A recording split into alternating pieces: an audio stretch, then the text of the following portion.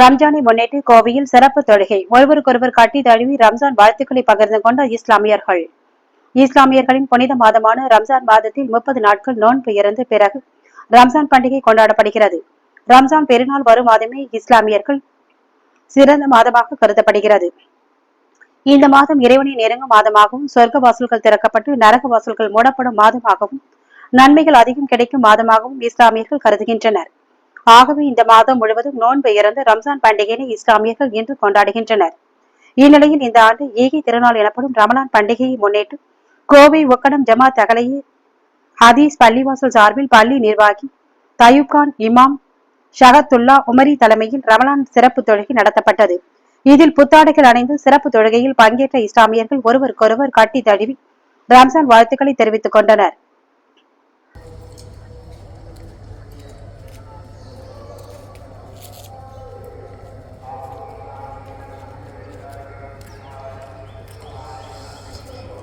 அல்லாஹு அக்பர்.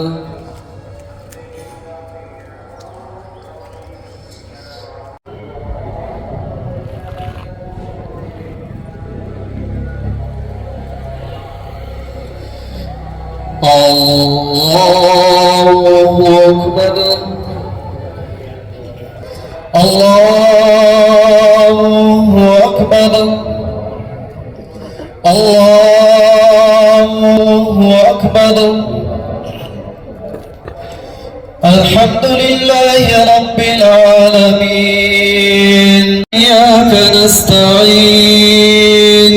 اهدنا الصراط المستقيم صراط الذين خاشعة عاملة ناصبة تصلى نارا حامية تسقى من عين آنية.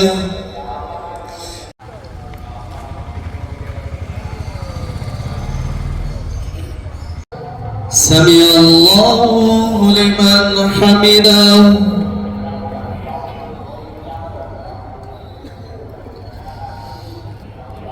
الله أكبر.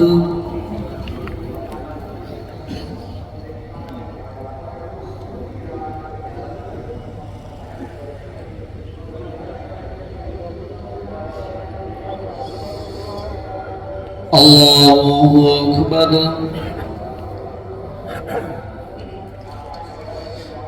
الله أكبر.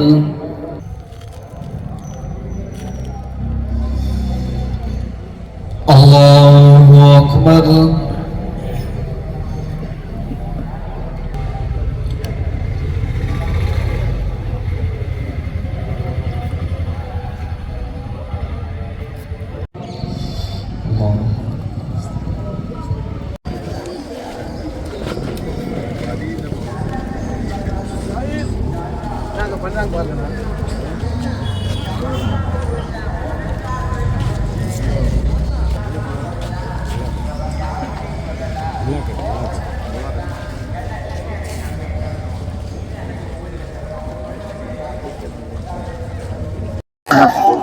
சின்ன எடுத்துறீங்களா போட்டோ?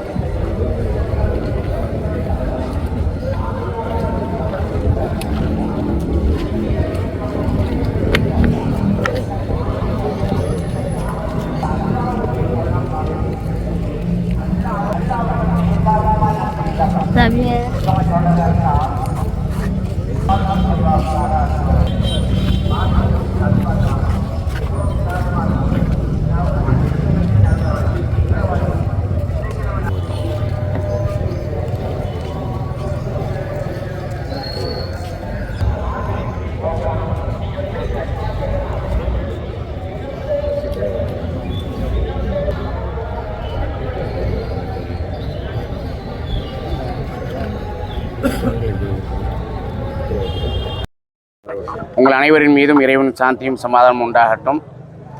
இன்று என்னுடைய பெயர் முகமது சதகத்துல்லா உமரி. இன்று ஈதுல் ஃபித்ர் பெருநாள் தொழுகையை முடித்துவிட்டு ஜமியத் அஹ்லே ஹதீஸ் பள்ளிவாசலின் சார்பாக ஜேகே கார்டனிலே இன்று நாங்கள் தொழுகையை தொழுதோம். 30 நாட்கள் இறைவனுக்காக நோன்பிருந்து உண்ணாமல், பகலிலே உண்ணாமல் பருகாமல் நோன்பிருந்து இறைவனை நாங்கள் நினைவு கூர்ந்து ஏழை எளிய மக்களுக்கு பல உதவிகளையும் தர்மங்களையும் செய்து இன்று இறைவனை நினைவு கூறுவதற்காக இந்த சிறப்பு தொழுகையை நடத்தி உலக மக்கள் அனைவருக்காகவும் குறிப்பாக நம்முடைய நாட்டு மக்களின் நலனுக்காக நாங்கள் பிரார்த்தனை செய்திருக்கின்றோம். நோன்பு என்பது நம்முடைய மனதை கட்டுப்படுத்தி பாவங்களிலிருந்தும் தீமையிலிருந்தும் விலகி இருப்பது மட்டுமல்ல, ஏழைகளுடைய பசியையும் நாம் உணர வேண்டும் என்பதற்காக இறைவன் நமக்கு கொடுத்த ஒரு கடமை என்பதை நாங்கள் குர்ஆனின் மூலமாக அறிகின்றோம். இந்த விஷயங்களை மக்களுக்கு எடுத்துச் சொல்லி நாம் அனைவரும் ஒற்றுமையாக, நாம் அனைவரும் சகோதரத்துவத்துடன் வேற்றுமையில் ஒற்றுமையோடு இந்த உலகத்திலே, இந்த நாட்டிலே வாழ வேண்டும்.